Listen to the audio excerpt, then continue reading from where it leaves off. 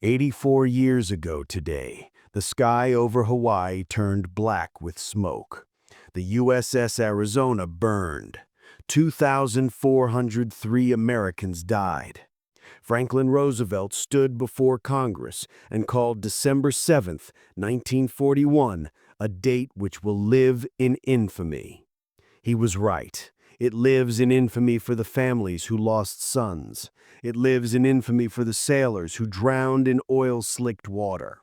But for a small group of men in boardrooms across America, December 7th wasn't a tragedy. It was the greatest grand opening in the history of capitalism.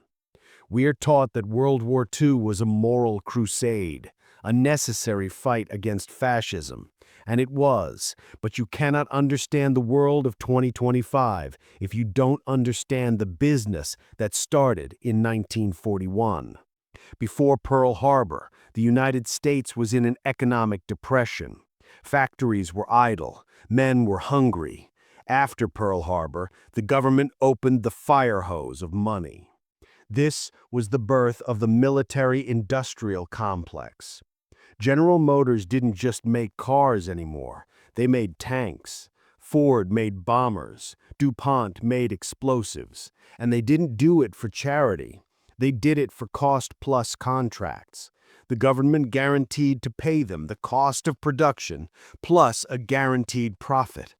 There was no risk. There was only upside. If you wasted money, you got paid more. It was a license to print money signed in the blood of 18-year-old draftees. General Smedley Butler, one of the most decorated Marines in history, warned us about this years before. He wrote a book called War is a Racket.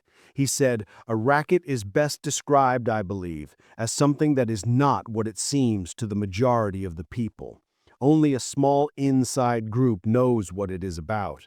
It is conducted for the benefit of the very few at the expense of the very many."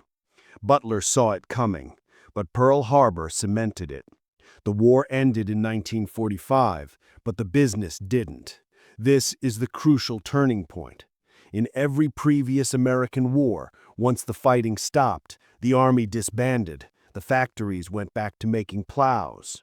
But after 1945, the inside group realized that peace was bad for business. If there was no enemy, there were no contracts. So they invented the permanent war economy. First it was the Cold War, then Korea, then Vietnam, then the War on Terror. Now in 2025, it's the great power competition with China and Russia. The enemy changes, the geography changes, the technology changes, but the contracts are eternal. Look at the stock charts today. Look at Lockheed Martin. Look at Raytheon. Look at Northrop Grumman. When peace talks stall in the Middle East, their stock goes up. When a new front opens in Ukraine or Taiwan, champagne corks pop in Northern Virginia. War is not a failure of diplomacy to these people. War is a quarterly revenue target. And here is the terrifying part about the December 7th. It taught the government that a catastrophe is the ultimate tool for control. After Pearl Harbor, the American people accepted things they never would have accepted in peace. They accepted the draft. They accepted rationing. They accepted censorship. They accepted high taxes. Fear makes the population compliant. Fast forward to 2025. The U.S. is $37 trillion in debt. The domestic economy is crumbling. The social fabric is tearing. The elites need a distraction. They need a new Pearl Harbor.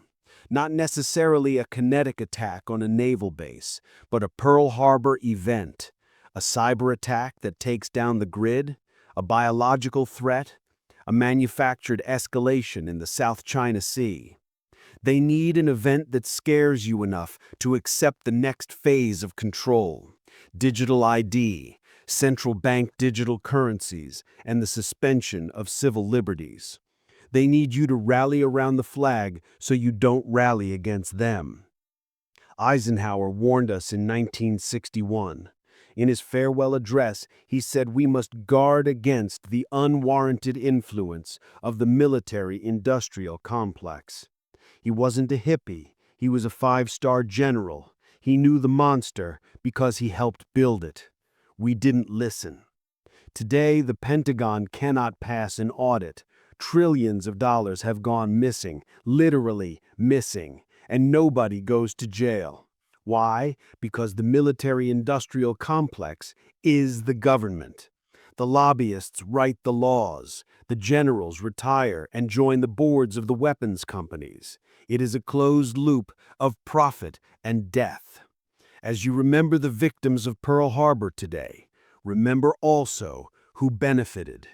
Remember that while sailors were burning in the harbor, bankers were calculating the interest on the war bonds. War is a racket. It always has been. And in the winter of 2025, the racketeers are getting restless. They need a new war to keep the Ponzi scheme going. Don't buy the propaganda. Follow the money. I am the architect, and I will see you tomorrow.